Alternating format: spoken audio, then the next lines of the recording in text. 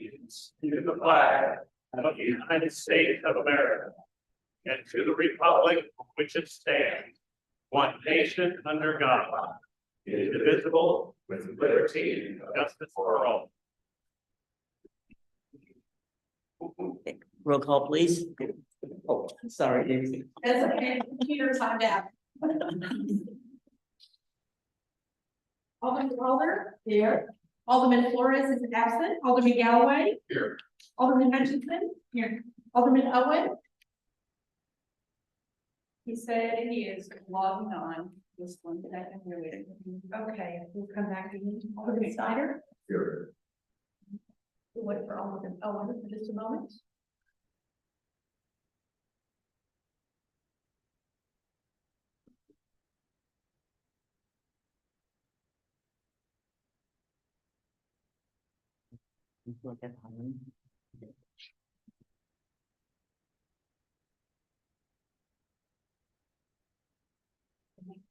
Alderman Owen.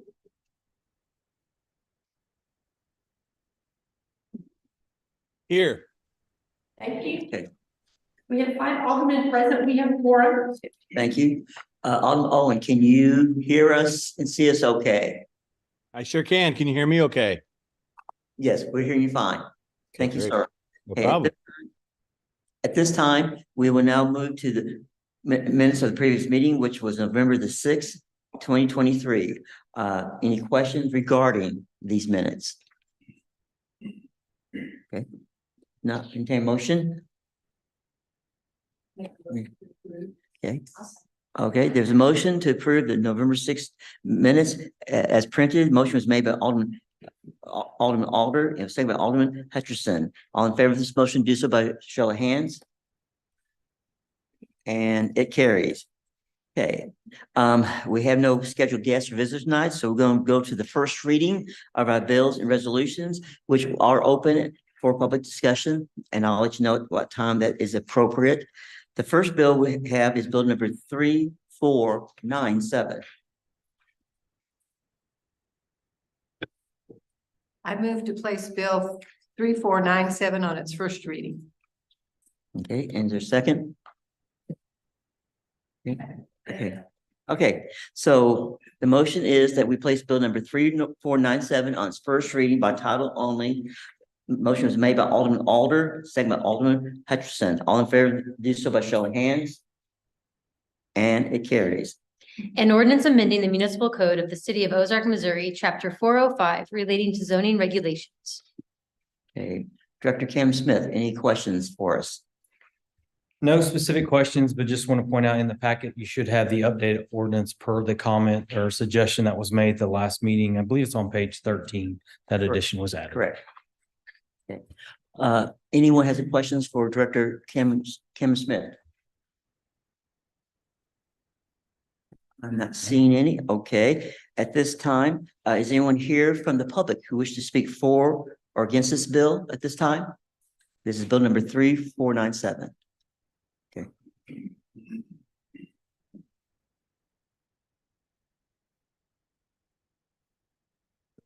I think everybody's seen my emails that I sent before the last meeting. Can you please introduce yourself, please? Jeannie McFall, 1324 East Warren Avenue, Ozark, Missouri. We know who you are, but still. I understand. I gave her the information. Protocol. Thank you. I do have a question on the agenda this evening. You do have a new number because of the change that was made because of Heather's request. Yes. And then you have it set for second reading with the old number, and I just wanted to get clarification on that. What we did is this, we made the change. Therefore, now this is the first reading. The other one without reading is going to be basically it's a second reading, and it was tabled. So therefore, Correct. It will be presented, and at that point, we have to decide if we're going to vote on it or let it ride. But we, Okay, so it could be voted on for second reading, the previous without the change this evening. Yeah. Okay. Just wanted to get clarification. Yes, ma'am. And I think we all know why we're here with this on the pool issue in the amendment to the ordinance is because one developer on a plan unit development did not put in a pool like he was supposed to. And when I've asked questions about this regarding Old World Estates, the new ordinance would not apply to a PUD. So this wouldn't solve that problem. Previously, we've had issues also. You wanted the developers to put in city parks. That was done. There's several city parks that were put in. And a list of those, I think you're going to have somebody review for handicap accessibility, Apple Creek, Chickasaw, South Fork, and Shady Oak. Then you decide you didn't want to maintain those anymore. So now we've gone back to the developer to have to do the amenities. But we also are wanting low to moderate income housing that's been stated at numerous meetings. So I don't see how we can do both and pay for a swimming pool in a subdivision, possibly with thousands of dollars that they'll have to pay to maintain it. So that's another issue.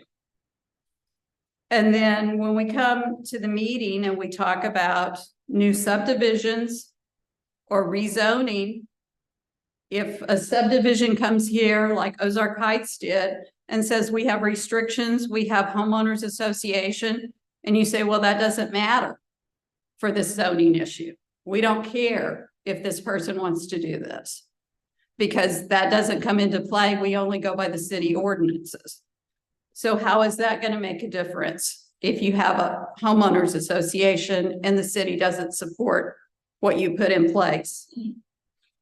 Probably the other thing that I'm concerned about is Nixa had one that was very nice. Kelby Creek went into foreclosure. What if that had not been Central Bank that took that subdivision over with the pool and the clubhouse? What would happen? What would happen in the city of Ozark if you had to go in and deal with a bank that decided that they didn't want to maintain it and the new people didn't want to maintain it? So those are just things to think about. And I probably am a little bit more concerned than anything on page 4 of 21 and on page 16 of 21, you viewed the word must when it comes to the swimming pool. You don't say anything until later on the developer has an option, but you've used the word must. You haven't used, you have a choice of doing the pool or something comparable. It says you must put in a pool and a clubhouse. And then the very last thing on page 20 of 21, it says the ordinance goes into effect fully upon passage. Well, when Cameron talked last meeting, he said this wouldn't go into effect for the people that are already in process of getting approval, which I understand that. But give me the ordinance that allows the city to do that. Otherwise, you're breaking your own ordinances if you don't have an ordinance in place. But I wish you would reconsider because the homeowners associations are going to have to be ADA requirements for these pools and clubhouses. And that could be rather expensive. And if they don't meet the guidelines for the people that move in, they could be sued. So please reconsider the requirement. Thank you very much. Anyone else regarding bill number 3497? Okay. As for board, any questions from the board members? I'm not seeing any, so therefore, bill number 3497 will be held over to the next meeting with this first reading. Now let's move on to bill number 3498. I would like to make a motion to place bill number 3498 on its first reading by title and description only. Okay, is there a second? Okay. Bill number 3498 on first reading only by title only. A motion was made by Alderman Owen, second by Alderman Alder. All in favor of this motion, do so by show of hands. An ordinance amending the zoning code and official map by changing the zoning classification of certain real property, generally known as a parcel, approximately 2.76 acres at 700 South 11th Street. Director Cameron Smith, I have a question for Alderman Owen. Can he be louder? Is that from him or your perspective? It might not roll out. Let me try to put some headphones in. Let me see. One sec. I mean, I can hear you, but I'm having to listen really. And unfortunately, you have a lot of bills tonight. Yeah. No, let me work on it. Okay. One sec. Okay, but Director Cameron, you still go ahead, please. Yes, the application is to rezone approximately 2.76 acres from R3 medium density multifamily residential to R4 high density multifamily residential.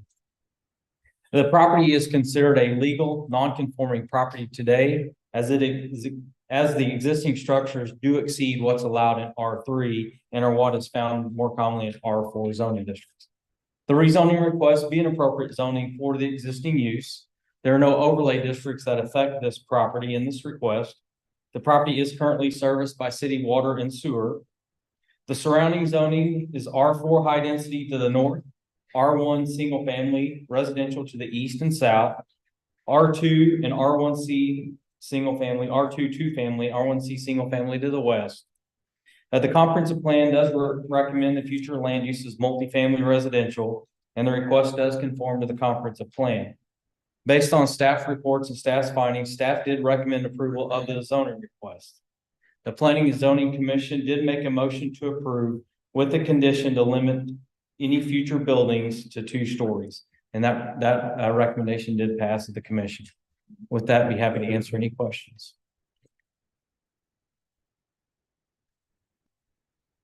Any questions? Okay. Since I cannot see you now, Alderman Owen, do you have any questions for Director Cameron?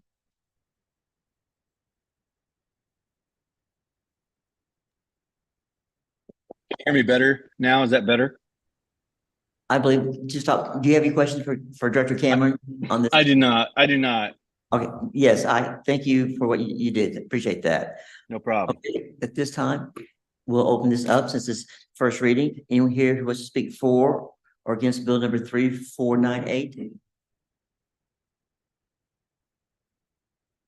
Okay, not seeing any. Do I have anybody in Zoom? I'm sorry, besides Alderman Owen. We do, I believe, one of them, I think they're both for other. Oh, yes, that's right. Yes. There's a. Do not have any comments online. Okay, well, if no comments from in this, then bill number 3498 would be held over for a future meeting. We'll now move on to bill number 3499. I'd like to make a motion to place bill number 3499 motion bill number 3499 on its first reading by title and description only. Is there? Okay.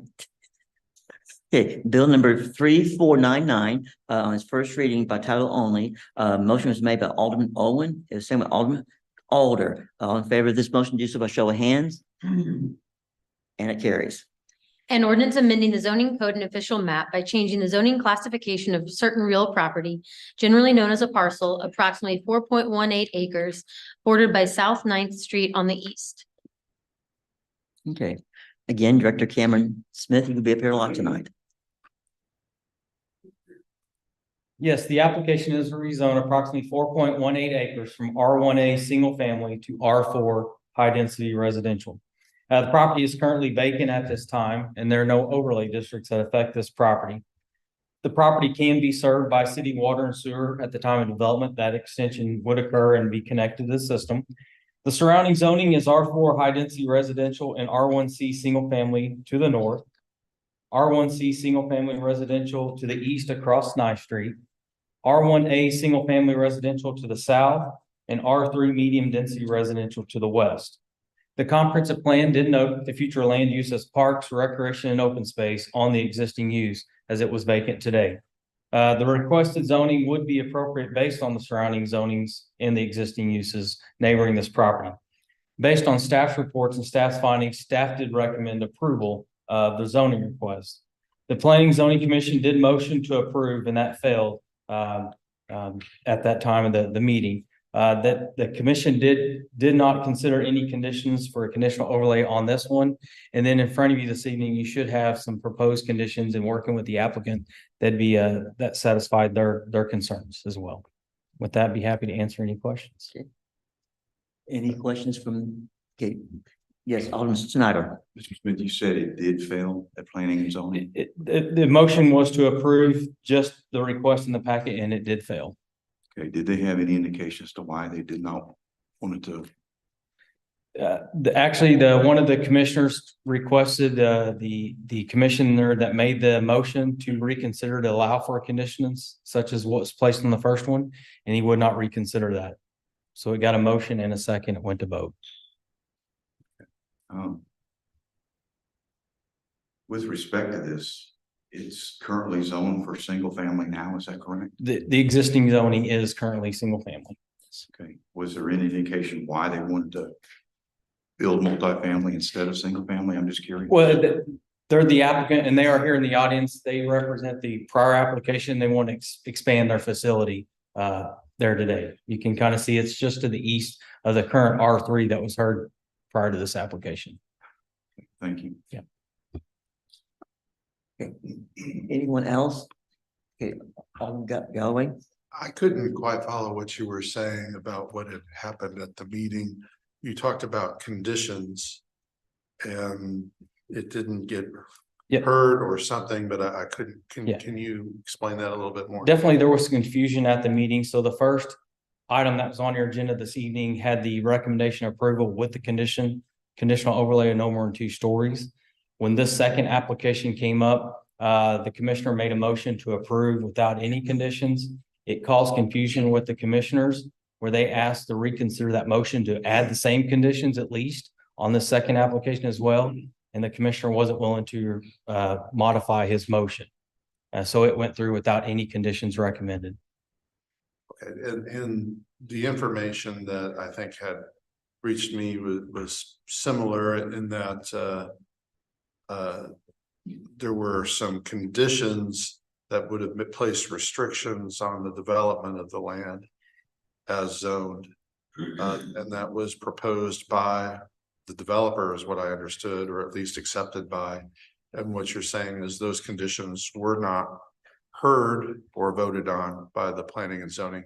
That's correct. There was, again, confusion on staff's part, and imagine the developer that they didn't consider at least the same condition of the 2-story max.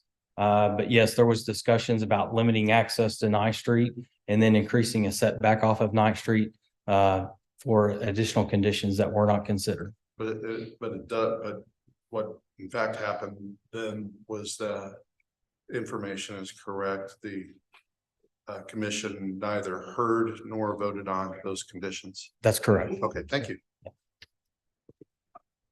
Any other? Okay, yes, Alderman Hutchinson. I had talked with one of the members of planning and zoning. I thought they had discussed and asked about some of these possible amendments. And were willing to do that. The property owners were. It just got in the process, overlooked. They asked the commissioner that made the motion to revise the motion to consider the conditions, and he was not willing to do that. So would this be a time, Mayor, that we could make a motion to amend this bill? If you wish, yes. Okay. I would make a motion to amend Bill 3499 to add a conditional overlay that includes the following conditions. Limiting any new buildings to a height of 2 stories. No vehicular drive access shall be permitted. That would go to South 9th Street. And the building setback from the western right-of-way line of South 9th Street shall be increased from 25 feet to 160 feet. Is there a second to this? Okay. I have a question. This is a new one for me. Is this a show of hands or is this going to be roll call? Okay, Mr. Mayor, may I inquire of the staff member before we vote? Yes. That amendment. Are those the conditions that you talked about in response to my question earlier? that is, yes, those are the 3 conditions that, yes. All right, thank you. And again, the applicant is here to clarify anything if needed.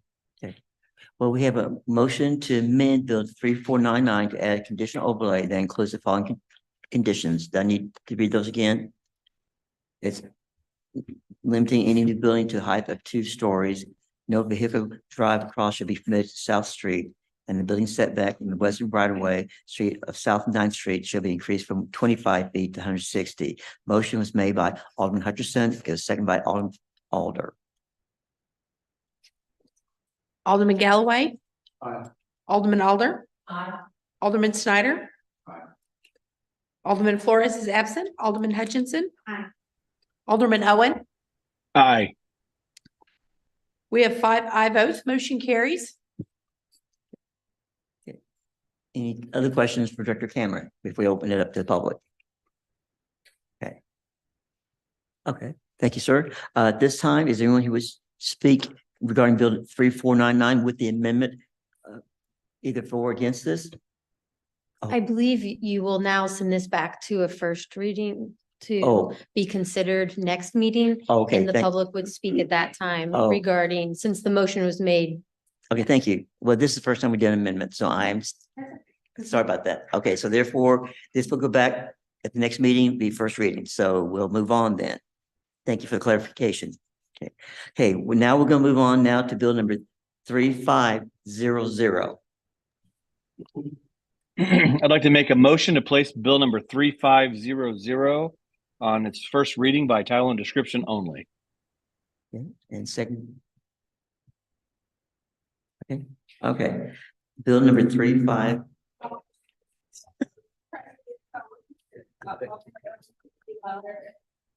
I understand. Okay. Bill number, bill number 3500, by title only in first reading. This motion was made by Alderman Owen, second by Alderman Hutchinson. All in favor, do so by show of hands. And it carries. An ordinance amending the corporate boundaries of the city of Ozark, Missouri by annexing 4 parcels of certain real property at 1301 East Daniel Street, 1203 East Daniel Street, 1202 East Rainy Street, and 1300 East Rainy Street. Yes, sir. Might as well just stay up there. The application is for the annexation of 4 parcels totaling 1.44 acres in size. The property is compact contiguous to the city limits of Ozark. The property is currently being serviced by city water, and the sewer has capacity to serve these 4 parcels. The applicant is planning to extend the city sewer to the properties so they can be served. They're currently on septic systems at this time. The properties are currently within the Tier 1 urban service area. And then based on staff's findings and reports, staff did recommend approval. And then also the P and Z Commission motion to approve passed. With that, be happy to answer any questions. Yes, So, looking at the map that I have, it's kind of, what surrounded it? Is it city, county? What? Both, and that's why over time, several of these lots have been annexed in the city. They were developed in the county as they needed utility services. Okay. And so, yeah, to the east, the area shaded in a green, those are existing properties in the city. If there's no shading, they're in the county. So yes, to the east, those parcels are in the city, and then the one to the north, you see that's in the city as well.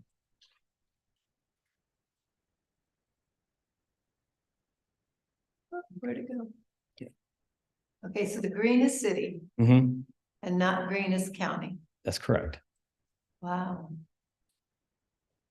welcome to Ozark. Hey, thank you. Yeah. Any other questions for Director Cameron? Okay. At this time, oh, yes, ma'am, sorry. I'm just curious. So if other residents want to go into the city and they ask to be annexed in, do they pay to hook up to the sewer? How does that work? Yeah, so the applicant representative worked with the 4 neighbors that's involved with this, or 3 other neighbors, and they all worked together to make the application and petition to annex. They actually approached the city to come into the city. The city didn't approach them. They were needing the sewer system, and so they're extending that public main to serve their properties. In the future, if another resident wanted to come in, first they'd have to be compact contiguous, so they'd have to actually abut one of these parcels that's in the city or the existing ones. and then evaluate that time if the sewer is there at that time or not, if it need to be extended. And they as well would have to extend the sewer and then pay the sewer connection fee as in addition to extending that sewer. So the city pays to extend the sewer, but no. No, the applicant is paying to extend that sewer. Extend Yeah. and the connection. Yeah. So the public main and the private laterals will all be paid for by the applicant. And then what happens to their septic system? That just goes, They'll eventually be closed, filled in, whatever the appropriate steps are through DNR to close those. who does that? What's that? Who does that? The city or the homeowner? No, the homeowner would with the contractor that would be certified to close those. And a lot of times they would just crush them and fill them. Or of course, they got to pump them out first, but yeah, just crush them and fill them, leave them. But are they're required to do that or no? Well, as soon as this would be approved in the sewer, they're already in the works of getting the sewer main. They're going to connect anyway. So yes, they would be required to be disconnected from the resident and then appropriately filled by them, whatever means would be necessary. So they're for sure filled in by the resident. Yes, yeah. Okay. Yeah, the city wouldn't do that. Okay, city administrator, I just wanted to mention, it is a requirement. So anytime anybody connects to the public sewer, it is a requirement that they properly close their septic. And Mr. Smith was right. There's a filling and crushing process that DNR states that you have to do it that way. So it will stay in the ground where it's at, but it will be properly closed, and Public Works will actually do an inspection to check on that. Yeah, so. okay, Alderman Hutchinson. I'm just curious, the streets that serve this area, are they special road district, county, state, city? Okay, Do you recall? Special road district, I think. All of them? I don't know, but I think they are. We can confirm that to confirm which ones they for sure are. okay. Any other questions for Dr. Cameron? Okay, since this is first reading, anyone here from the public who wishes to speak for or against bill number 3500? Okay, not seeing any movement. Last from the board, any questions? Okay, bill number 3400 will be held for a future meeting. Now let's move on to bill number 3401. 35. Oh, I'm sorry, 3501. I can't read my writing. Making sure I was not seeing something wrong here. Okay. Okay. I'd like to make a motion to place bill number 3501 on its first reading by title and description only. Okay. Do we have a second? Okay. Okay. Bill number 3501 on its first reading by title only. The motion was made by Alderman Olwen. It was seconded by Alderman Galloway. All in favor of this motion, do so by bill number 3501, do by show of hands. And it carries. An ordinance amending the zoning code and official map by changing the zoning classification of certain real property, generally known as a parcel, approximately 0.36 acres at 1301 East Daniel Street. Yes, sir. Just real quick, we did confirm those were Ozark Special Road District streets. Thank you, sir. So for this item and the next three, the zoning request, this goes in hand with the annexation. So now that the annexation was heard, they would come in with the county zoning. Upon that, then they're requesting the city zoning. So this first application is to rezone approximately 0.36 acres from R1C single family residential to RSF1 single family residential in the city. The property has a residence and being utilized as a residential structure. The existing use does conform with the zoning request. And also there are no overlay districts that affect this property. The property is currently serviced by city water, and we have determined it can be serviced by city sewer with the extension. The surrounding zoning is R1B single family to the east, R1 single family in the county to the north, south, and west. The comprehensive plan does recommend future land use of single family residential. And then based on staff reports and findings, staff recommend approval as well as the Planning and Zoning Commission. With that, be happy to answer any questions. I'm not seeing from the board. Okay. Anyone from the public who wishes to speak for or against bill number 3501?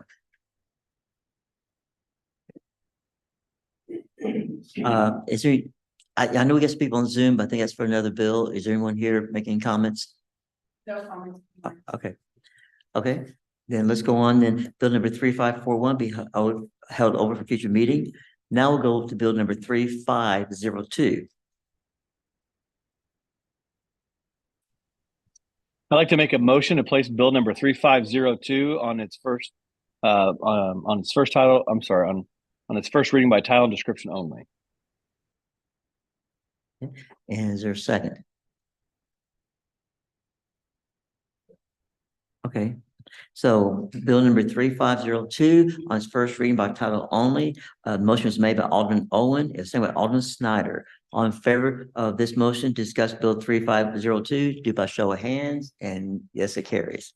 An ordinance amending the zoning code and official map by changing the zoning classification of certain real property, generally known as a parcel, approximately 0.36 acres at 1203 East Daniel Street.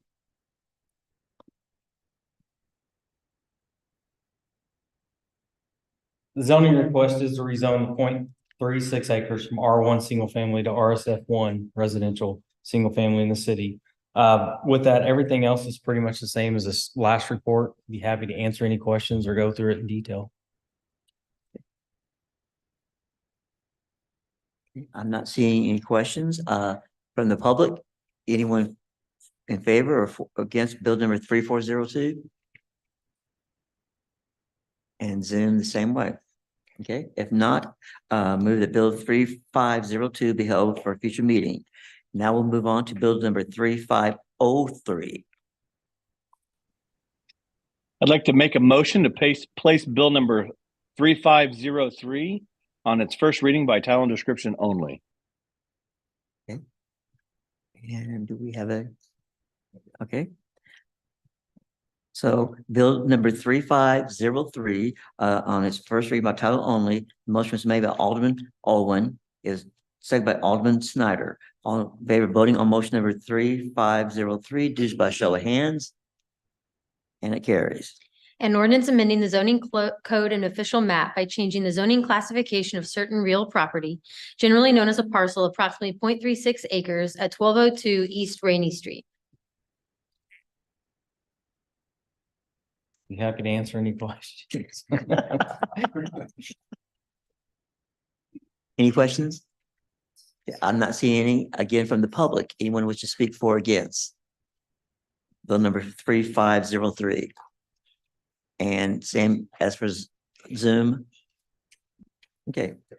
Bill number 3503 be held at future meeting. Now we'll move on. Bill 3504. I'd like to make a motion to place bill number 3504 on its first reading by title and description only. Okay. Bill number 3504 on its first reading by title only. The motion was made by Alderman Owen. It was seconded by Alderman Snyder. All in favor of voting this motion, discuss bill number 3504, do by show of hands. And it does carry. An ordinance amending the zoning code and official map by changing the zoning classification of certain real property, generally known as a parcel, approximately 0.36 acres at 1300 East Rainy Street. Be happy to answer any questions. Same thing, last one. I think we're good. Looks like anyone from the public. No movement, and again, we're good. Okay, so bill number 3504 be held over to future meeting. Now, look at my page. We're moving now to bill number 3505. I'd like to make a motion to place bill number 3505 on its first reading by title and description only. Okay. Bill number 3505 on its first reading by title only. The motion again was made by Alderman Owen, seconded by Alderman Snyder. On favor of voting of this motion, discuss bill 3505, do by show of hands. And it carries. An ordinance authorizing the city to enter into a contract with Cole and Associates Incorporated for services related to an American with Disabilities Act transition plan. And we have a new person now. We have, I'm sure Cameron is glad, but We'll give John Cameron a break. McCart, good to see you. I have a presentation. I'll try to make it short and sweet. I know we have a lot of stuff on the agenda. I just want to talk a little bit about the transition plan and the ADA as a whole, the Americans with Disability Act and what we're going to get with this transition plan. So a little back history on the ADA. It was adopted in 1992, July 26, 1992 by President Bush. It requires businesses, oh, there it is. It requires businesses and public entities to provide reasonable accommodations to the individuals with disabilities. The transition plan is outlined in Title II of the Americans with Disability Act. The transition plan for state and local governments became effective on January 1992.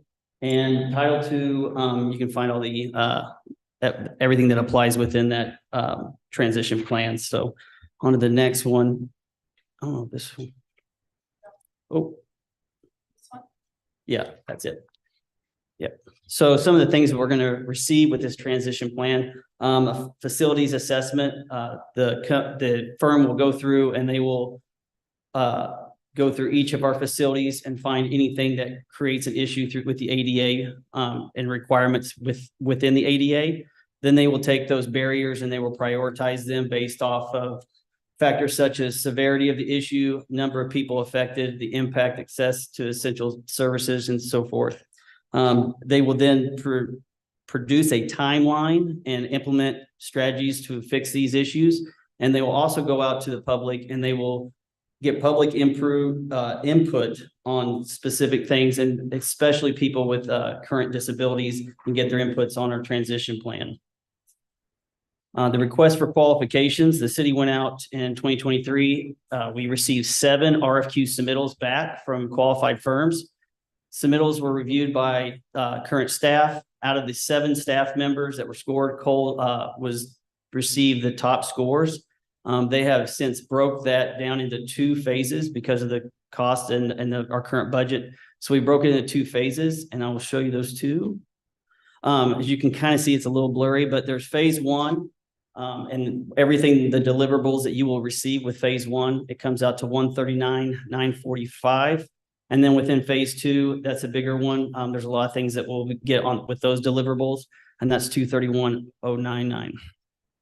And so based off that and asking the board to go into contract with Cole, I can answer any questions that you guys may have with this. Alderman Snyder. Yes, sir. With regards to this, are we not compliant throughout the city with ADA?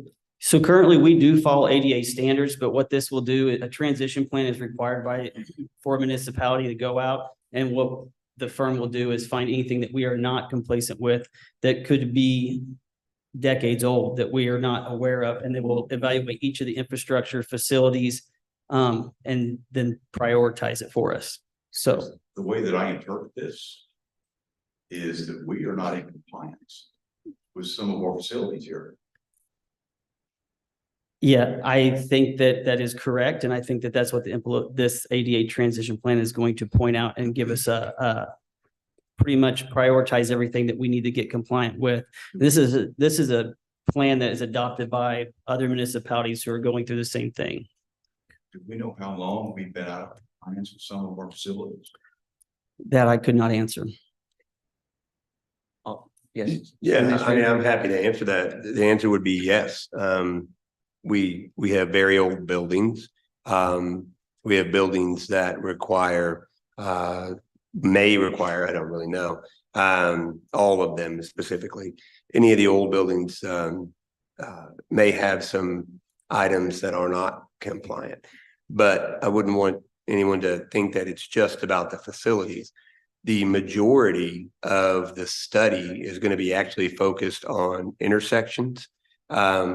Anywhere that a sidewalk crosses, anywhere that a sidewalk ends, anywhere that a sidewalk in any neighborhood, the hundreds of neighborhoods that exist in the city, all of those are going to be looked at. So when you look at actually the itemized list of what the contractor submitted, from what I saw, it is primarily focused on, not, again, it covers all of it, but it's primarily focused on those areas where ADA regulations are out there on a federal level, and we would need to identify those, put a capital improvement plan together, and then build that into your budget over a period of time. So yeah, the majority of what you're gonna find is really gonna be out there on the intersections and the interchanges and where the sidewalks are.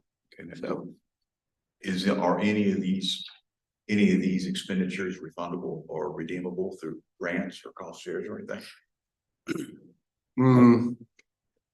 Well, so the OTO board, Ozark Transportation Organization, who we primarily get our grants through.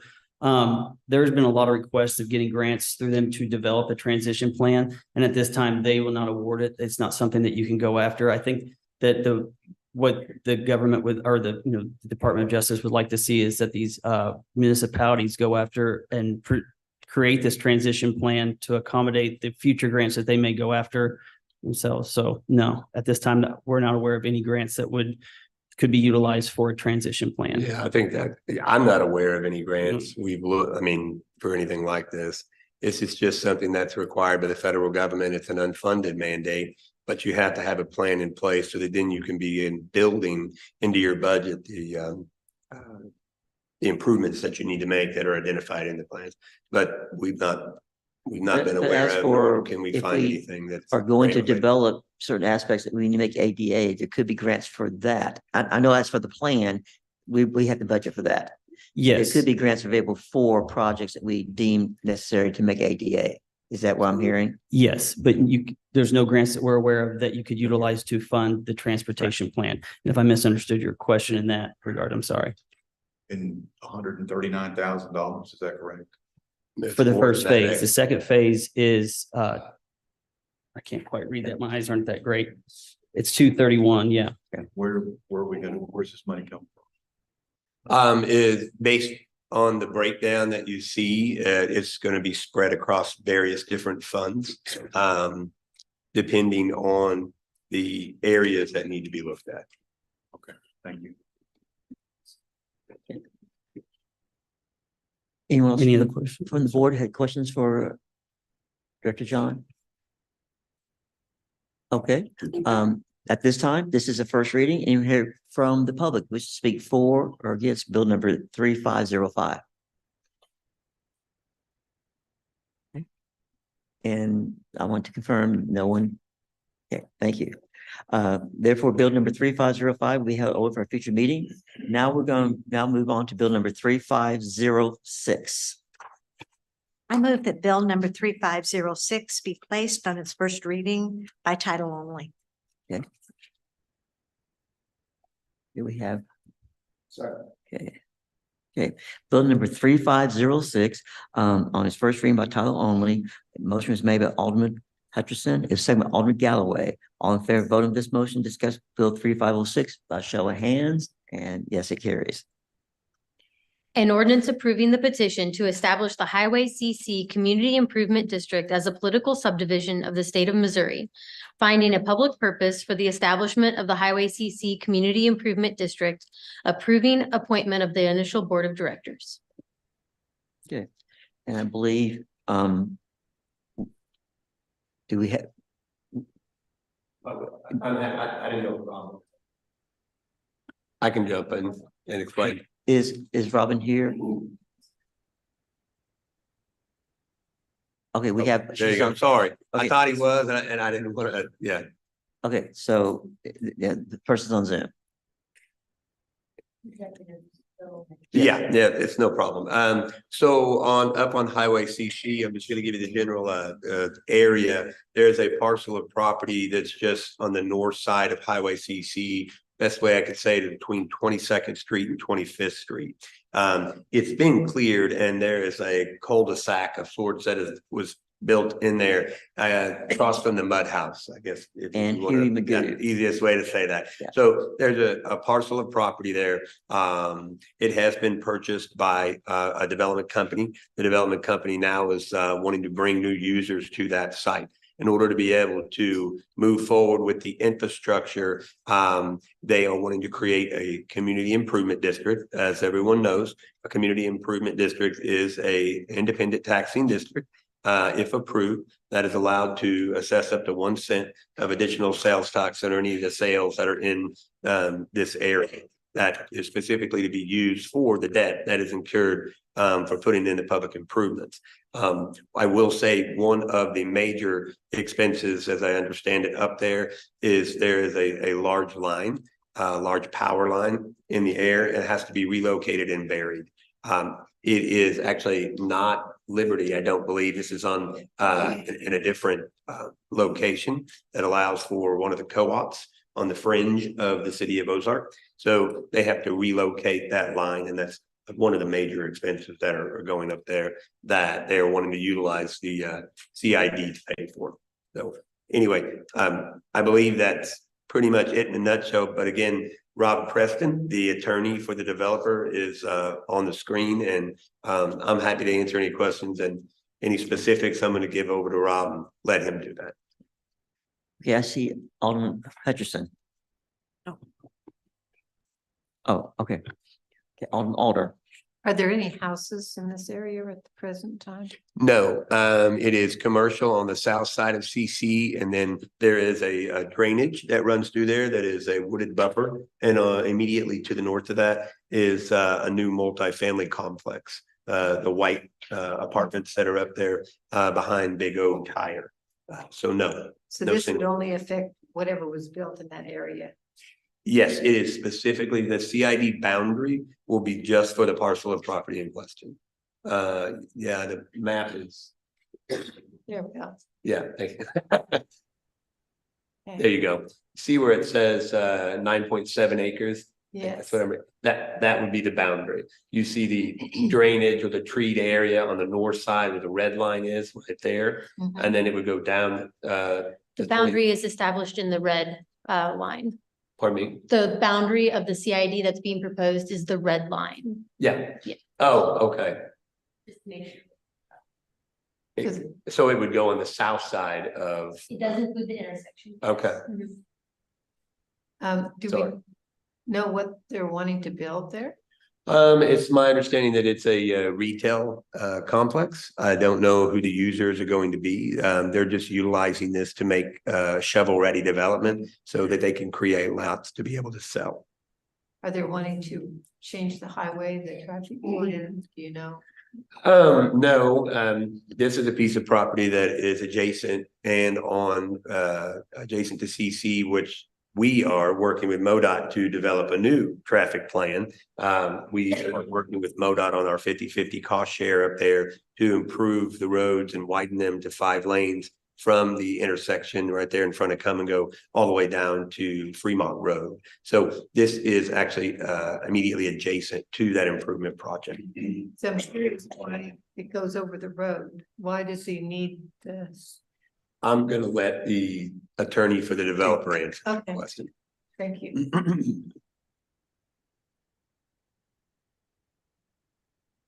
Got a question about the boundary, the southern boundary of the district. Hang on one second, Rob. We're going to turn your mic up just a little bit.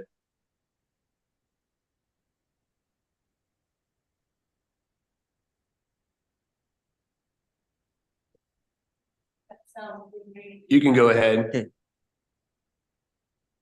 Are you able to hear me? It's a little faint. Is there any way you can turn it up on your end? Let me check here. Is this any better?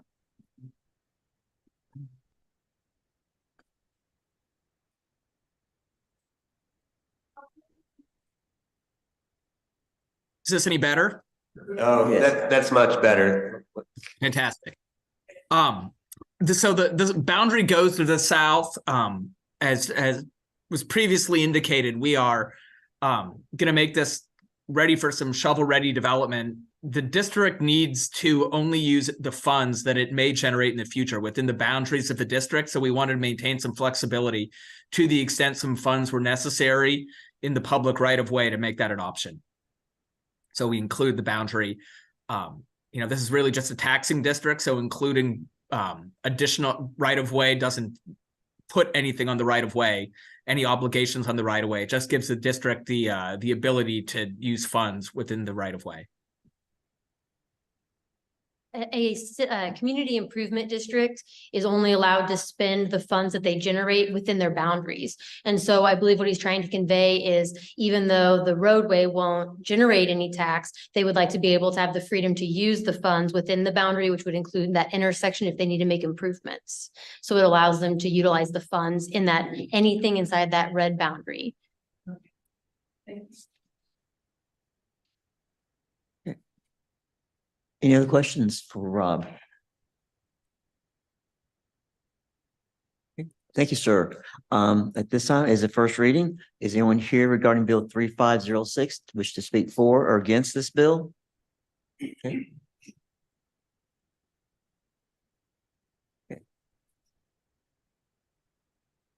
Good evening. How are you guys? Good. I am not familiar with how city protocol is. I'm Representative Jamie Gregg, 140th District right here in Ozark.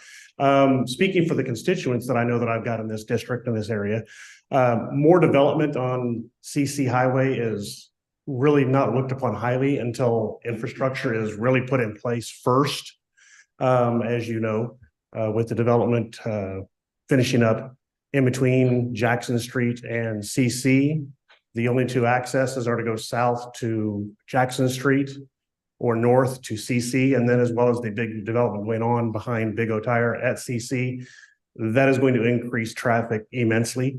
And then to continue building, it's going to only worsen things. So I would just caution with the verbiage that I've been getting from my constituents in the area. I would caution and take slowly development in this area any further. Thank you.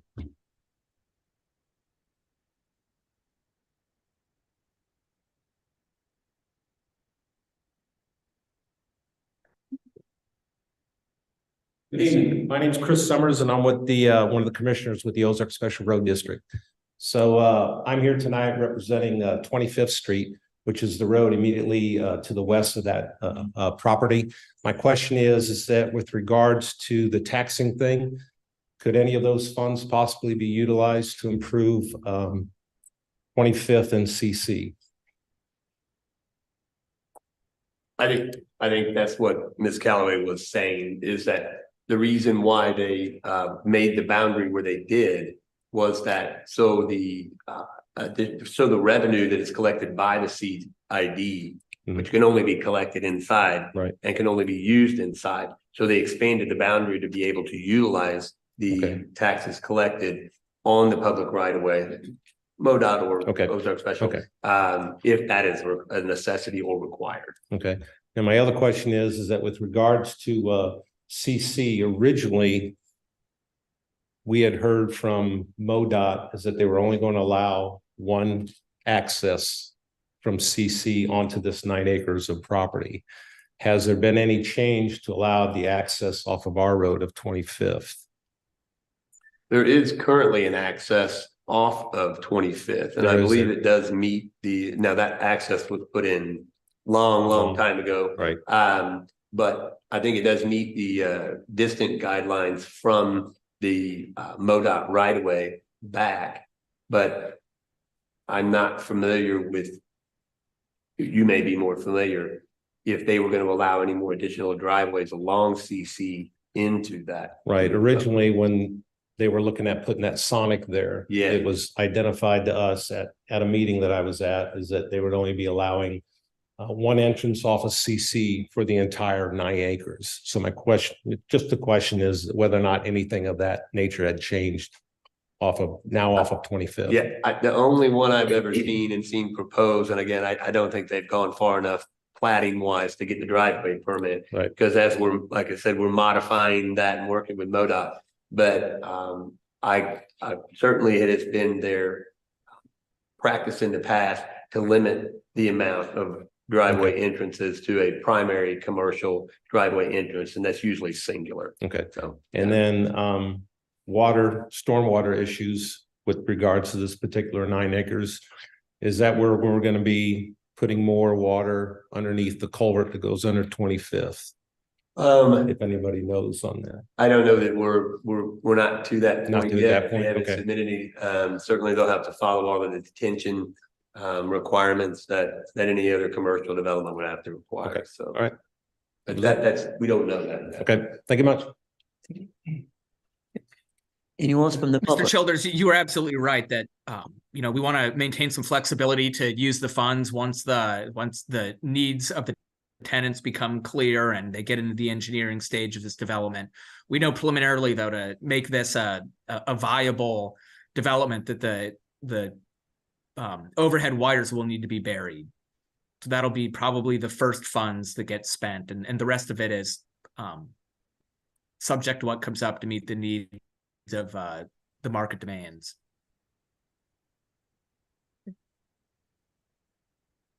Thank you, sir. Thank you, Rob. Anyone else from the public? Okay. No Zoom. Okay. Any board members? I don't want to. Not see any. Okay, bill number 3506 be held for a future meeting. We're now going to move to bill number 3507. Your Honor, I move that we place bill number 3507 on its first reading by title only. Do we have a second? Okay. Okay, bill number 3507 on its first reading by title only, motion made by Alderman Galloway, second by Alderman Alder. All in favor to discuss bill 3507, do by show of hands, and it carries.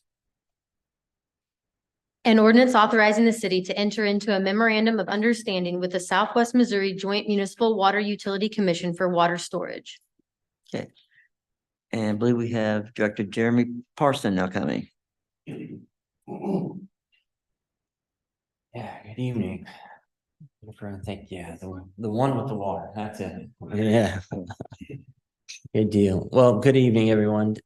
This is a subject that we've talked about on several different occasions, but we want to continue to provide you with the data, continue to provide updates.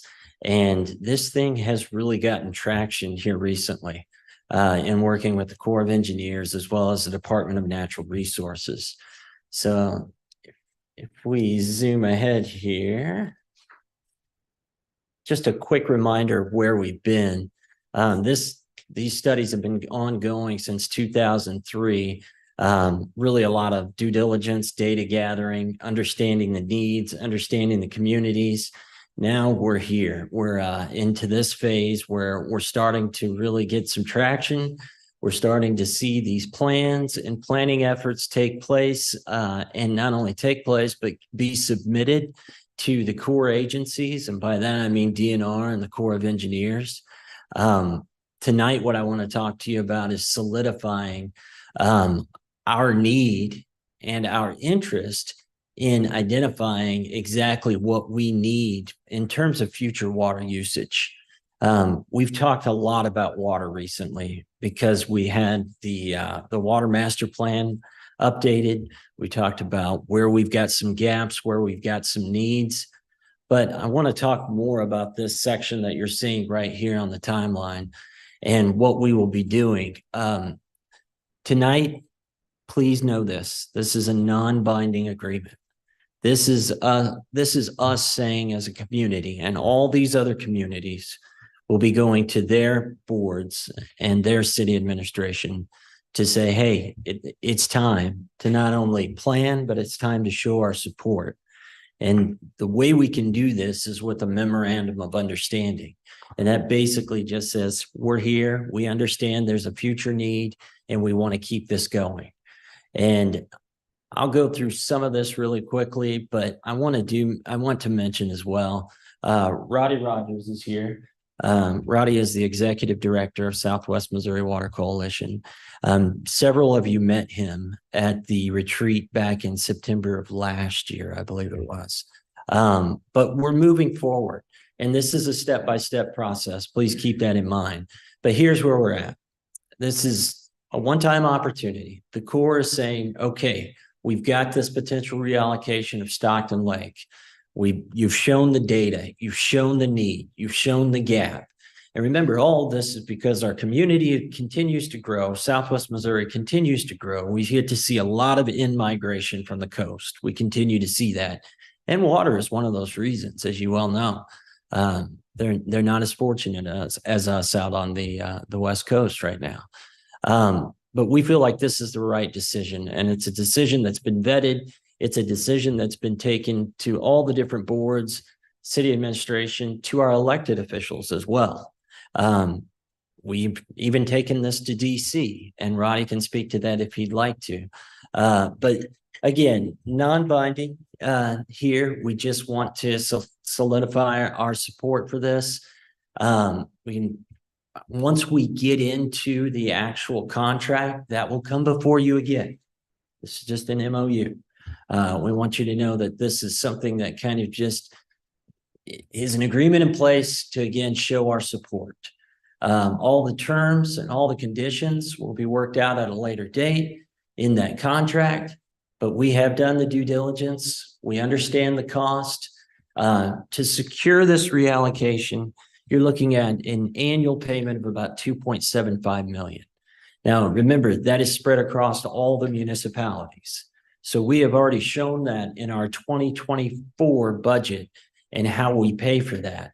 But this is going to secure that.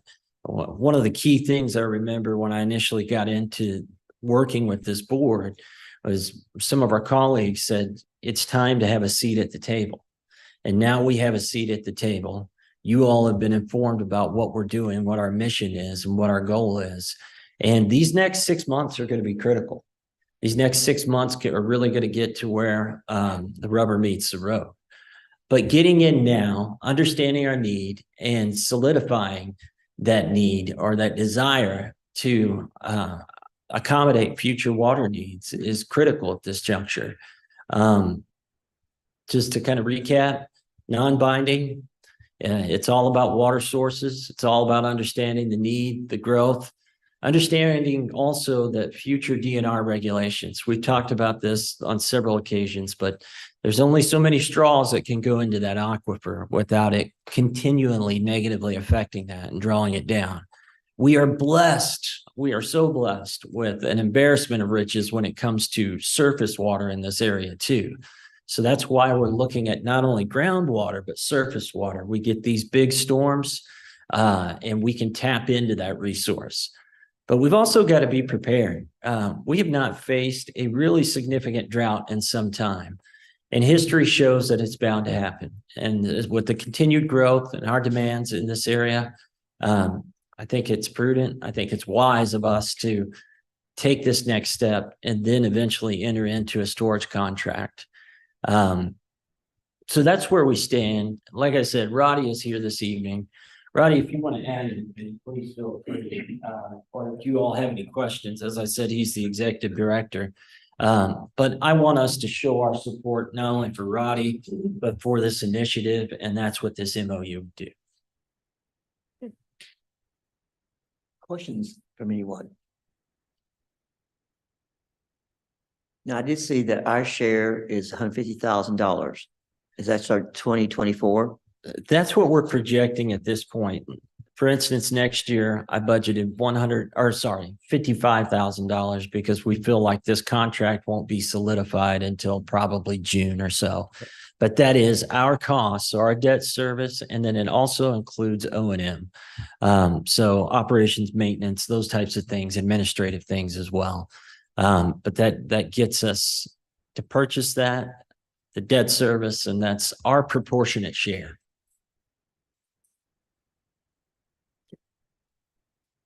No, I see no one questions. I don't know if Alderman Owen, do you have any questions? I can't see you because of the. Oh, we can take it down if you want. Yeah. I'm good. Okay. Well, thank you. Well, this is the first reading. So at this time, we'll open up to the public. Anyone here regarding Bill 3507, speaking for or against?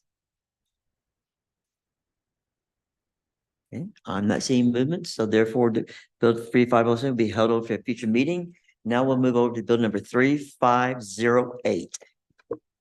Your Honor, I move that we place number 3508 on its first reading by title only. Okay, and do we have a? Okay. Okay, bill number 3508, on its first reading only by title only. The motion was made by Alderman Galloway, second by Alderman Snyder. All in favor of voting on bill 3508, do so by show of hands. And I get tongue tie. Okay, yes, ma'am. An ordinance authorizing the city to enter into a contract with Crawford Murphy and Tilly Incorporated for construction inspection services related to Phase 2 of the Chadwick Flyer Trail. And we welcome back Director Jeremy Parson. Yes, we'll make this quick. It's a long night and I probably inundated you with Chadwick Flyer. Again, this is in relation to what we call TAP 837 or the tracker phase. If you'll remember, we had to enter into a supplemental agreement a couple of weeks ago. All this does is really just nail down, here's the project again, just to kind of refresh everyone, tracker project. This nails down that we'll not only have the PE, which is the professional engineering, but also the CE, construction engineering. And really, I refer to that more commonly as construction admin, the administrative component of it. It's all the inspections and the paperwork and the things that we have to do when federal money is involved.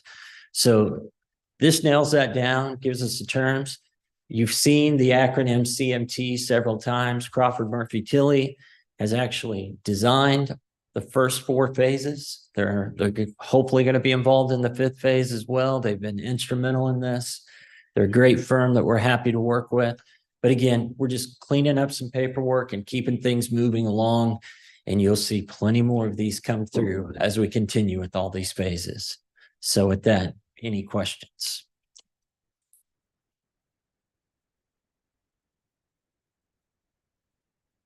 I'm not seeing questions. So All right. thank you, sir. Great. And Thank you. again, this is first reading. So anyone from the public wish to speak regarding bill 3508? And good. Okay, well, bill number 3508 will be held over to a future meeting. We'll now move on to bill number 3509. Your Honor, I move that we place bill number 3509 on its first reading by title only. And okay, bill number 3509 on its first reading by title only. The motion was made by Alderman Galloway, the same with Alderman Snyder. All in favor of voting bill number 3509, do by show of hands, and it does carry. An ordinance authorizing the city to enter into a contract with HR Advantage LLC for executive recruitment services. Okay. And I believe, yes, Yes, sir. yes, sir. Thank you.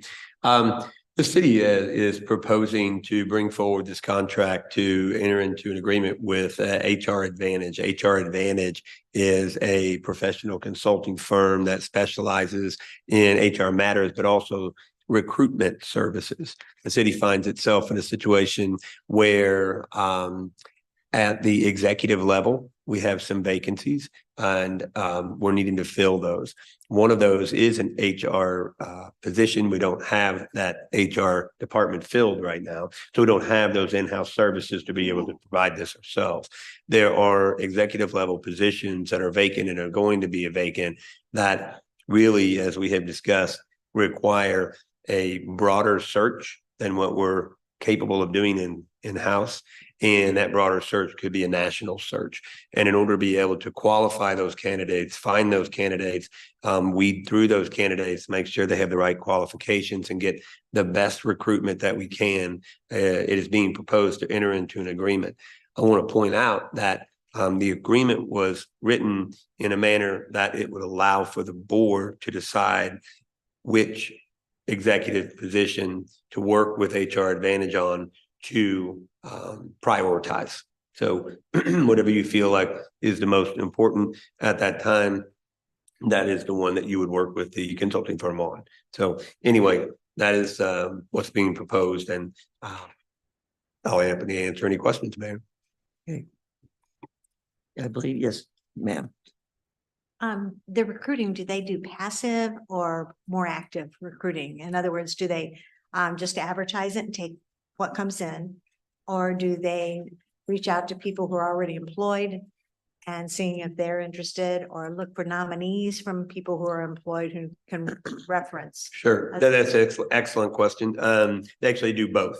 So they will send the announcement out there and but they have quite a pool of candidates that are qualified candidates in a lot of different areas.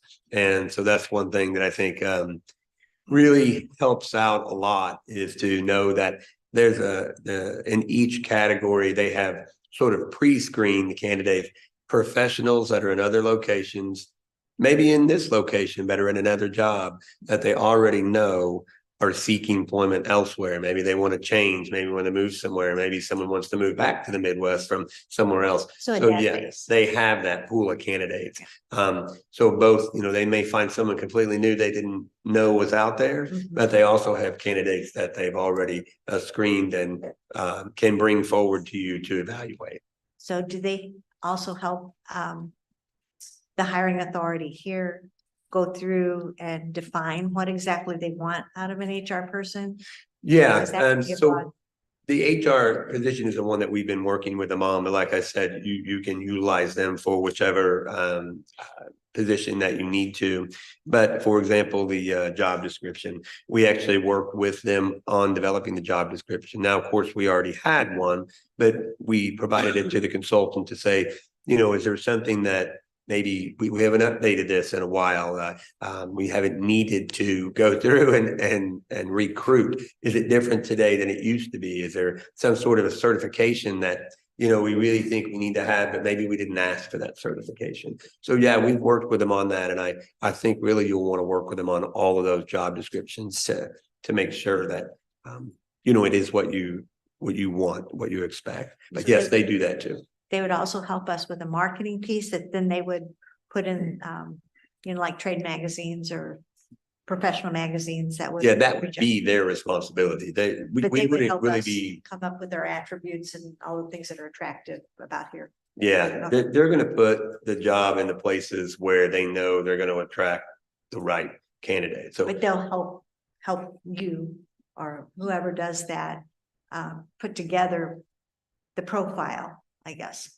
yeah, Of the community. yeah, we're gonna rely very heavily on them to say these are the skills we're looking for. Where do we go out in what professional area and find those skills? Where is the best place to find these kind of skills and these kind of skills, this experience and so forth? Again, they work all over the country. They work with a lot of companies and they place a lot of people. So they're just very skilled at doing this. And again, they're the depth of their pool of candidates, I guess, if you would say, and the resources of finding those candidates is certainly beyond what we can do in-house. So I was looking at the materials and it looks like they've worked with municipalities, but in a lot of different public service areas. they do both private and public. They do both. Yeah. Okay, thank you. Okay, Alderman Snyder, who's next? What are, Mr. Childers, what are their fees? I'm just curious. What? What are their fees? Basically, if they find a professional and you choose to go through that, and if you look in the contract on exhibit, I don't know what page it is. Really the best is exhibit A that's attached to the contract. Yeah, exhibit A is a scope of work. 25% of the first year's salary of the person that they place. Now, if you look at the, there are some circumstances if someone you were to choose and they come and they don't stay, that obviously they're going to do it again and you go through the process. But exhibit A explains that. But basically it's 25% of the first year salary. Okay, thank you. Any other questions? Okay. At this time, this is the first reading. Anyone from the public regarding bill number 3509? Yes, sir. Yeah, to the 1025th, those are.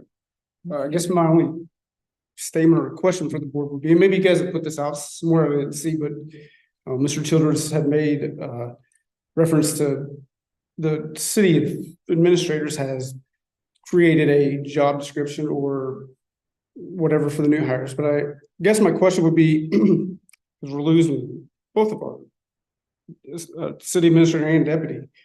As a board, Mr. Mayor, have you guys all put your all's heads together and come up with a job description or what you would like to see out of the next city administrator, next assistant city administrator? Because I guess my point to this is we're in a pretty pivotal place in our city with everything we have going on, and times have changed, right? We're a much different city now than we were 15 years ago. So as a board and mayor, have you guys looked at you all making the job descriptions that Mr. Childers just referenced? Would it be beneficial for you all to put that in place to find the next city administrator or deputy versus the outgoing administration being the one that put that stuff in place? So I just wanted to ask that question. I wasn't sure. Well, actually, since we found out Friday, have been working on the deputy job description, the scope of what it would entail. As regarding the city administrator, this current Friday, we have not had the opportunity at that point. But yes, we will be looking at the job description. And yes, my understanding, when it comes to the city ordinance, the mayor and aldermen are responsible for the securing of a new city administrator. So that would be our responsibility in that. And yes, in fact, as it says in the agenda, we have a closed session tonight regarding personnel. Okay. Yeah, it was just obviously it did happen quick. And so I was just curious if that was something you guys have discussed collectively as a mayor and board to take a look at together. Okay, perfect. Thank you. Anyone else? Okay. I know there's no one. And we're good? Okay. I'll just make a comment to board members. There's a reason to expedite your contract. Not this kind of contract, this kind of authority to enter into this kind of contract, because there's no contract that we're voting on, but an ordinance. And we have some decisions that we have to make, including in closed meeting tonight. It'd be nice to have this tool in the toolbox available if we so choose. So I'm going to be offering a second reading on this for that purpose. I know we like to deliberate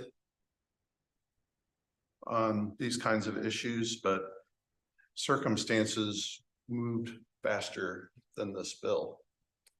And there isn't a contract that we have to scrutinize for any particular position, because we're not entering a contract with anybody. We just are authorizing ourselves to be able to do it. We can select a particular position and hire this company or not. That's not what I'm asking to expedite, but we can have this tool available should we decide to make decisions sooner rather than later.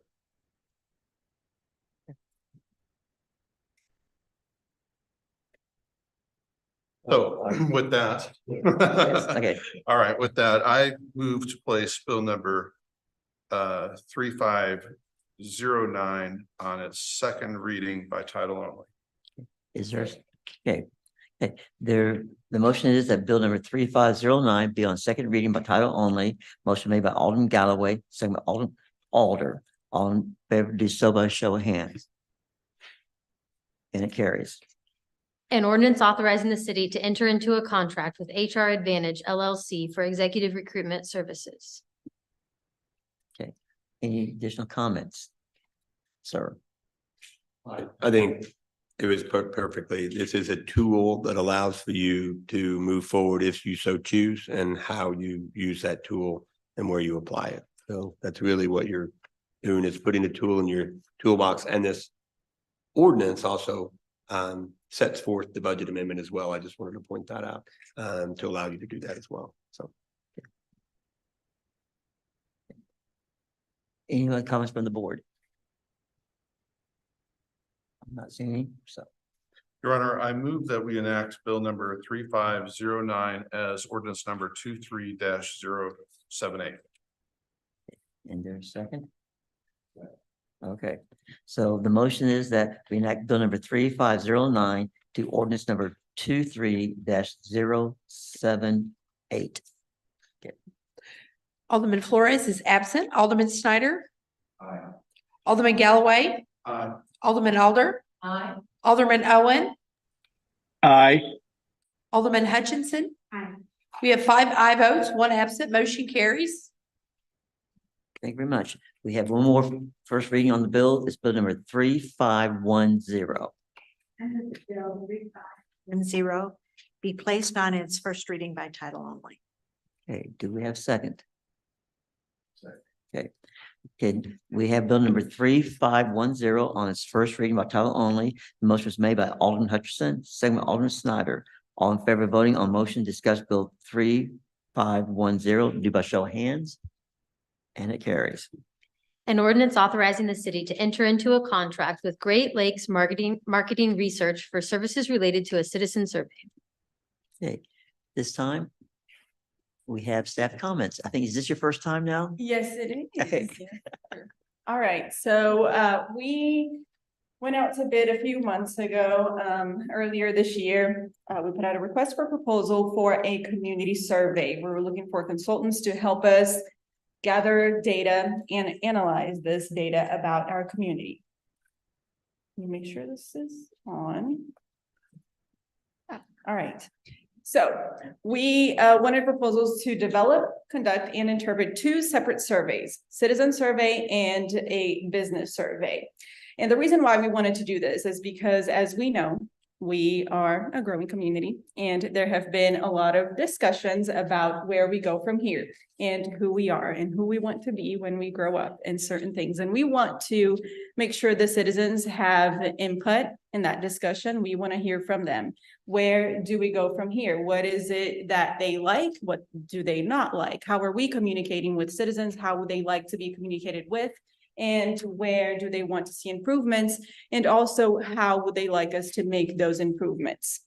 So here are some of the things that we would look at with this community survey: civic engagement, culture and identity, which is doing its own thing there because that's what it wanted to do, and growth and safety. These are just some of the things we would look at with this community survey, not in this particular order necessarily. With the citizen survey, these are some of the questions that, or some of the topics we would discuss with the questions that would be included in there. And we would have a selected team and with the consultants as well to define what those questions would be like and how we are going to ask them, because we don't want this survey to be too long, but we want to give people the opportunity to discuss a variety of topics. Their satisfaction with various city departments, safety, police, community events, downtown, parks and trails, roads, communication, and how they're receiving information from us, growth and development, and then funding methods for all of these things. This is very broad, but we're going to work on figuring out how we're going to ask these questions. For the business survey, same thing. And then things that pertain specifically to businesses, city operations and services, also how they're receiving information, downtown, website, permits, inspections, anything they might need to give us information or gather information for their business. And then funding methods as well, and their community involvement. So we received 4 proposals, and all of them qualified with similar scope of work. A couple of them had more municipalities, 3 and 4 specifically had more municipalities and scope of work that was similar to specifically a community survey, similar to what we are looking for. 3 and 4 were really our best options when it came to that. Timeline, pretty similar, except for number 3. Cost, pretty similar, except for number 2, which is much, much cheaper, but it did not include any printing or mailing of the surveys, which I think is a huge part of this. I would want to send this out to people paper. Like, I want people to touch this, to see it, to read it. Although I don't think many people might mail that back to us, but having that information in hand, I think is going to be helpful. Number 4, Great Lakes is the chosen one because the big difference here was the number of citizens they would be reaching out to. And that also includes mailing out the survey And the expected responses, that number was much higher than the other ones. 1,500 responses compared to about 600 and then 587. And one of them specifically also would only reach out to voters. And with Great Lakes, the survey would be sent out to everyone, to all citizens. They would be randomly selected in all of these cases, but it would give us a bigger pool to hear from. And so with that proposal, the data collection would be 5,000 households that we would be mailing these surveys out to. They would be randomly selected, 652 businesses. The expected response rate is about 1,500 responses, and for the businesses, a 30% participation rate. And this would allow for a margin of error that is much less than what we requested with the proposal, which was 4%. With the survey administration, that would include a cover letter about what it is, and we want to keep it, this is what the consultants suggested, to keep it shorter than 4 pages. We don't want to overwhelm people. And it would include a QR code or a URL that you can do it on your phone or online. You can also call a phone number and answer those questions, or you can send it back to us. The data analysis, they would be analyzing those responses throughout the project to identify any underrepresented segments, targeted reminders, and then outreach efforts. And also with the higher number of responses, that would allow us to divide it up if we needed to in terms of wards or age or gender or whatever it may be, so we can look at those responses that way if we needed to. The timeline for this would be about 15 weeks. So we are hoping that with this survey, we are going to have some insight on what citizens are feeling now about the city of Ozark, the growth we have had, the successes and challenges we have had, and how they would like to move forward. And then also how, if they would support any kind of funding methods, and just overall how they're feeling about communication and information with the city moving forward. Any questions? Nice. Any questions?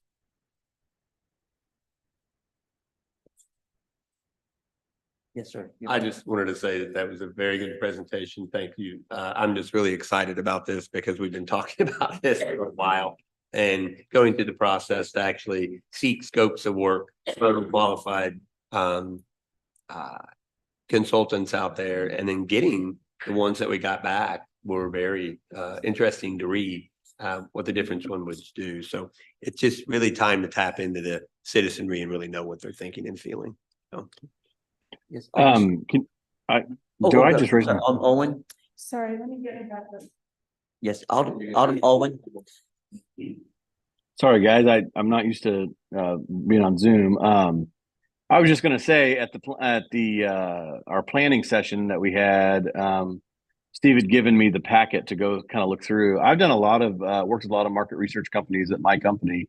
This is one of the better ones that I have ever seen. And so just kudos to the city for bringing this one to the table. I think it's a good one. So just to give my 2 cents on that. So I'm excited about it too. I think it's a good thing for the city for sure. Thank you, sir. Alderman Snyder. When we say randomly selected, Yes. how are we going to I mean, what's the criteria behind that? Yes, they have their own software, their own way of randomly selecting people. I am not sure exactly how this company does it. They do have it included in the pack, and I can look it up and they mention it, but they have their own way of randomly selecting people. I'm just curious. It would be addresses with USPS that they would make sure that people live there. So, and that they're Ozark residents and all that. Number of folks that would respond to a survey, and I didn't know if it was going to be randomly through mail, by telephone number, maybe from the city registry here. I'm not sure. I'd like to actually like to have that answer just at your. Yes, they do. Yeah, I'll find out exactly how they would do that. So it basically, they would randomly select the 5,000 people. How they do that, I'll find out for you. And they are going to be sending out those surveys, and people will be on that list. When you receive it, it's essentially an invitation to take the survey. When you receive that in the mail, then you can answer however you'd like. I also asked them, what if we, if someone did not receive it, would they also be able to participate? And they said yes, and their information would then be archived separately, and they would be looked at separately because they want to make sure that this randomly selected group is controlled. But people would still be, if I receive it, I can share it with my neighbor. If they didn't, they would just look at that data separately to make sure that this 5,000 is a good sample that is representative of the city. Gotcha. Thank you very Yes. much. Just whenever you get a chance. Yeah, I will do that. Anyone else? Well, I also think this is going to be a very good tool because down the road, as we have a new city administrator, this is going to be a great resource for them as we are looking at them also who we do hire to look at, hey, give them heads up. This is what the strengths are. These are the concerns. These are the areas. I think it's going to be great information for them to have as they come on board. So thank you. Now, anyone from the public, since this is our last first reading regarding, yes, sir. Yeah.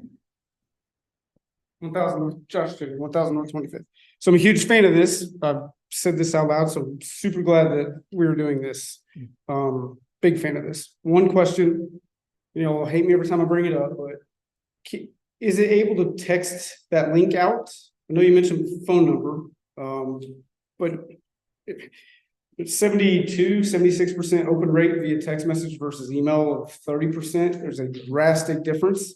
If you email me a link that I can click with my phone and do it over a text message, is going to be much more of a participation rate, I feel like, than mail or calling and having to go to a website. Just a question I had about being able to text the link to a resident. My only question.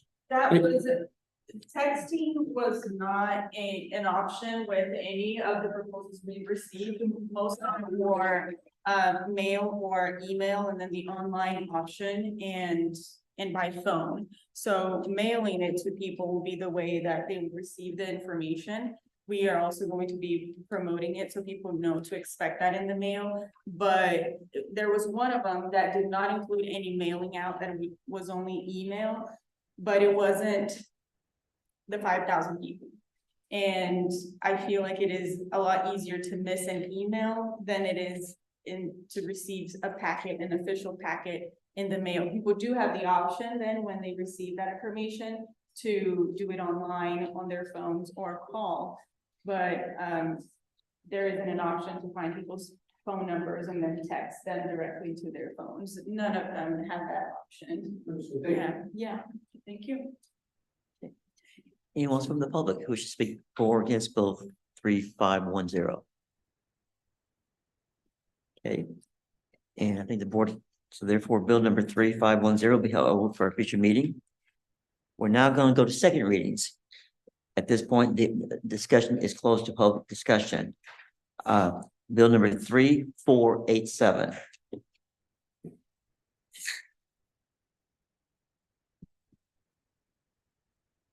Okay. Okay. I believe this is Alderman Owen. Apologies, here I come.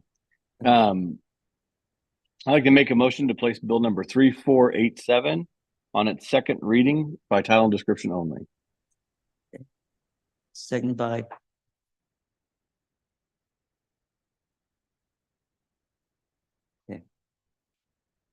okay. There's not a second.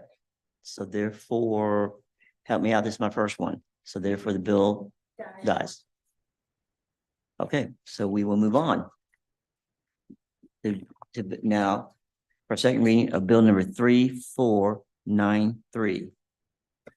Your Honor, I move that we place bill number 3493 on its second reading by title and description only, please. Second. Second. Okay, bill number 3493 on a second reading by title only, made by Alderman Snyder, second by Alderman Galloway. All in favor of voting on motion to discuss bill number 3493, do so by show of hands. And it carries.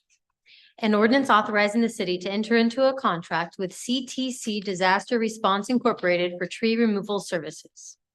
Okay, and I believe our staff Is Dr. John? Okay. Any questions for John regarding this contract? Okay, and not seeing that, so Your Honor, I'll make a motion to enact bill number 3493 as ordinance number 23-079. okay, is there a second? Second. Okay. Okay. The motion is that bill number 3493 becomes ordinance 23-079. The motion was made by Alderman Snyder, is seconded by Alderman Alder. Roll call, please. Alderman Hutchinson. Alderman Flores is absent. Alderman Owen. Aye. Alderman Snyder. Aye. Alderman Alder. Aye. Alderman Galloway. Aye. We have 5 aye votes, motion carries. Okay, thank you. Now we move on to bill number 3494. Your Honor, I move that we place bill number 3494 on its second reading by title only. Okay, the motion is that bill number 3494 be placed on second reading by title only. The motion was made by Alderman Galloway, the second by Alderman Snyder. All in favor, vote on motion, bill number 3494, do by show of hands, and it does carry. An ordinance authorizing the city to enter into a contract with Rio Contracting LLC for construction services. Okay, any comments? City Administrator, anything you want to update us on this, on these two projects? On this project, excuse me. I know this is the one where we're remodeling the attorney's offices. This would actually be remodeling the planning and development for- former area that will be utilized by the law department, but it is at City Hall. Yes. Any questions about this remodeling? Okay, if not, Your Honor, I move that we enact bill number 3494 as ordinance number 23-080. is there a second? Okay, the motion is that we enact bill number 3494 to become ordinance 23-080. The motion was made by Alderman Galloway, second by Alderman Snyder. Roll call, please. Alderman Alder. Aye. Alderman Galloway. Aye. Alderman Hutchinson. Aye. Alderman Owen. Aye. Alderman Flores is absent. Alderman Snyder. Aye. We have 5 aye votes, motion carries. Okay, we now move on to second reading of bill number 3495. Your Honor, I move that we place bill number 3495 on the second reading by title only. Do we have second? Okay, the motion is bill number 3495 on second reading by title only. Motion was made by Alderman Galloway, second by Alderman Snyder. All in favor of voting a motion to discuss bill 3495, do by show of hands. And yes, it does carry. An ordinance authorizing the city to enter into a contract with Ozark Greenways Incorporated for the award and acceptance of grant funding related to the Chadwick Flyer Trail. Okay, and Director Jeremy, any comments for us? Anything? Or any questions for Director Jeremy Parson? I was just glad that you all got to meet Mary Cromrie last week. And she has been, like I said, our resources, our partners have been instrumental in getting this done. So hopefully you accept this money. Okay. Not seeing any questions? Okay. Your Honor, it is my pleasure to move to enact bill number 3495 as ordinance number 23-081. Okay, and we have second? Okay, the motion is that we enact bill number 3495 to become ordinance 23-081. Motion made by Alderman Galloway, is seconded by Alderman Snyder. Roll call, please. Alderman Owen.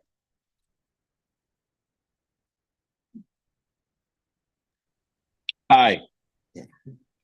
Thank you. Alderman Hutchinson. Alderman Alder. Aye. Alderman Galloway. Aye. Alderman Snyder. Aye. Alderman Flores is absent. We have 5 aye votes, motion carries. Okay, thank you. Okay, our last second reading is bill number 3496. Your Honor, I move that we place bill number 3496 on a second reading by title only. Do you have a second? Oh, yes, sir. Okay, we have bill number 3496 on second reading by title only, made by Alderman Galloway, second by Alderman Snyder. All in favor of voting, discuss bill 3496, do by show of hands. And yes, it does carry. An ordinance authorizing the city to enter into a contract with Darrell Mortec Construction Incorporated for construction services. Okay, any questions? Again, this is the two projects we're talking about. They hired one contract to take care of Enos Trail and Turnberry subdivision. Okay. Your Honor, I move that we enact bill number 3496 as ordinance number 23-082. Okay, the motion is for bill number 3496 to become ordinance 23-082, made by Alderman Galloway, second by Alderman Snyder. Roll call, please. Alderman Snyder. Alderman Flores is absent. Alderman Galloway. Aye. Alderman Hutchinson. Alderman Owen. Aye. Alderman Alder. We have 5 aye votes. Motion carries. Thank you. We'll move now to reports and we'll begin with the city administrator, Steve Childers. Yes, sir. It's been a long agenda. There's a lot on here. I know we still got a closed session, so I don't have any other reports. Certainly, they want to just go into the other the departments. I know that they're all here. Yeah, because I know Hayden's here tonight as well. So I'll just yield my time to the Park and Rec Department. Okay. Yeah. Yeah, yes, sir. Come on in. I'm just here to talk about First Grant. I'm here to give the written report. A lot of good stuff is happening.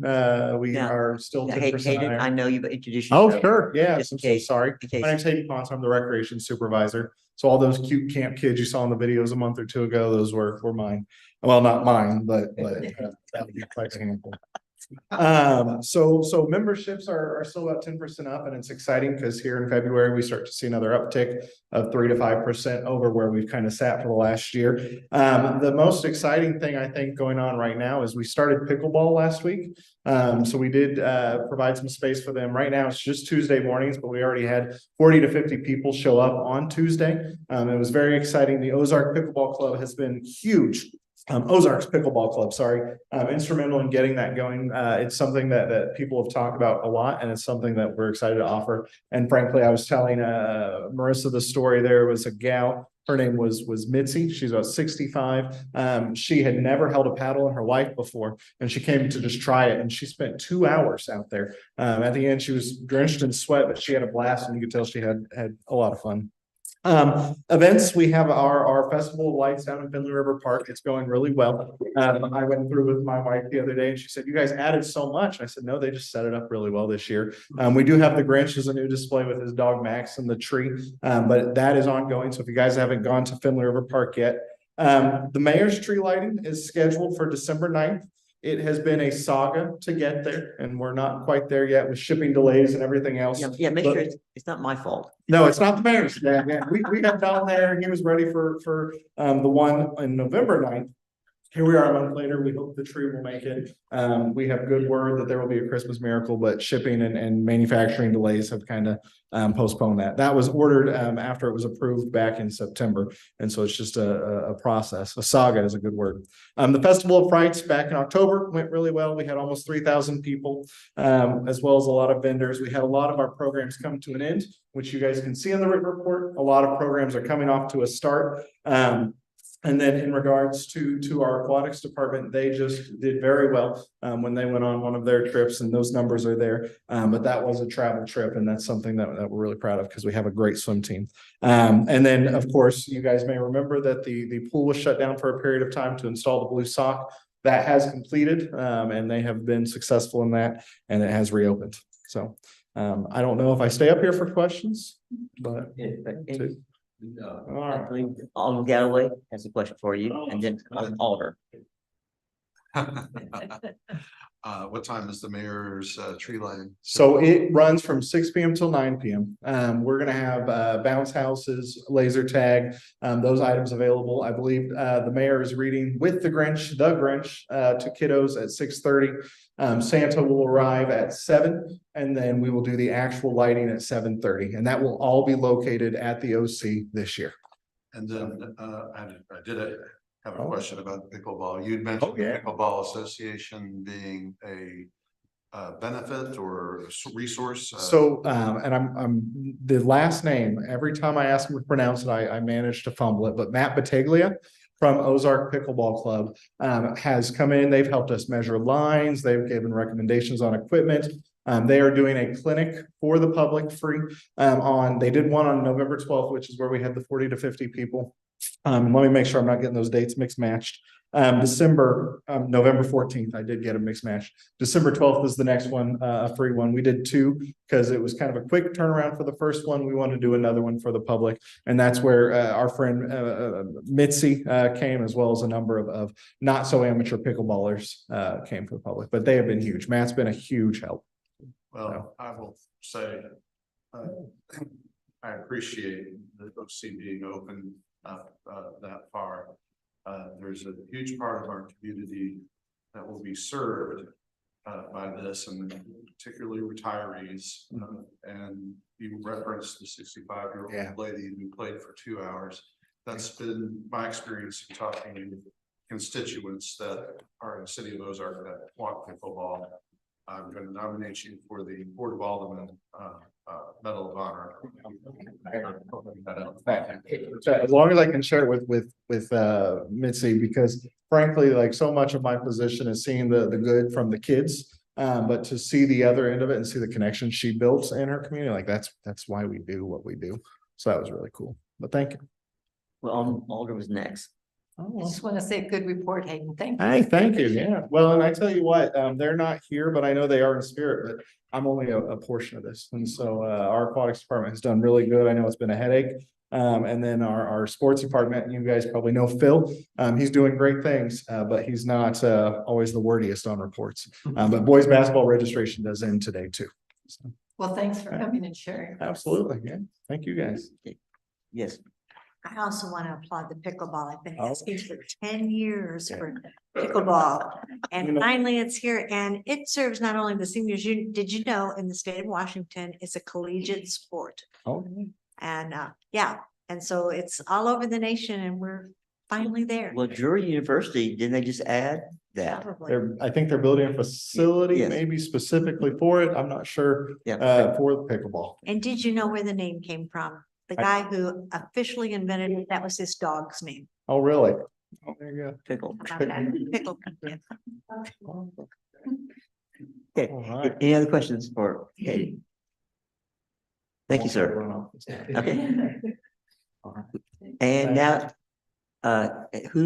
what's your name again? Oh, it's Cameron.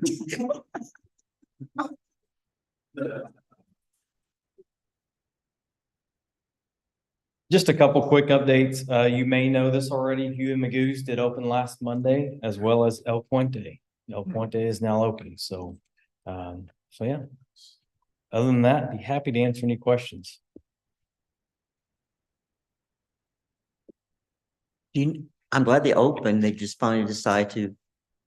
Yep. Finally, they've been ready for quite some time. Yeah. How's the song coming along? They're getting ready to start on the Sonic. They were waiting on the anticipated ship date for the transformer was delayed. So they are getting started now. Getting on that. Okay. Yes, ma'am. The question I always get asked, Burger King. I had staff reach out again to them today, and it's like crickets. We cannot get any updates, responses. Our contact, because the application has been the consultants, not necessarily the owner. But we are continuing to try to get some response. Again, the last we knew this time was about when they projected the new proto to be out to see if they're going to keep going with what they have now or demo the building and build a brand new store. So we're just waiting for that confirmation. But also Chick Chat, it said Chick-fil-A's coming. We haven't seen that application.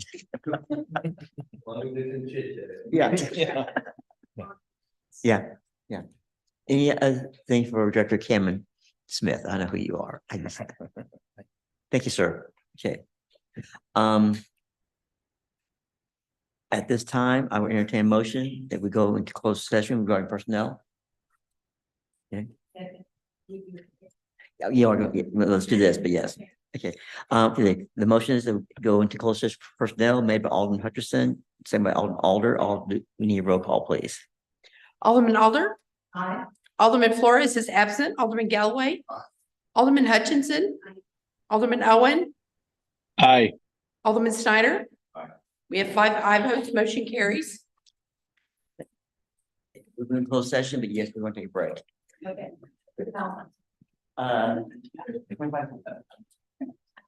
As soon as we can, as soon as we can get going again.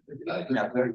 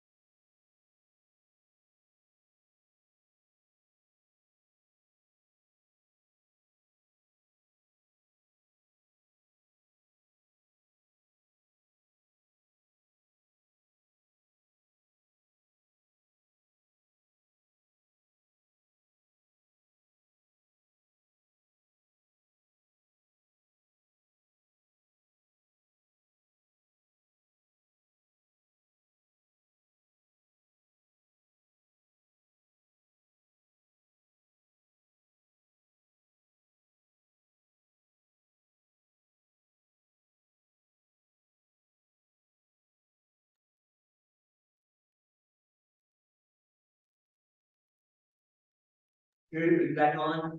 Yep, I am. Can you guys hear me? Okay, I made a motion that we adjourn. Okay, motion made by Galloway, second by Alderman Snyder, all two votes by show of hands. All right. We adjourn.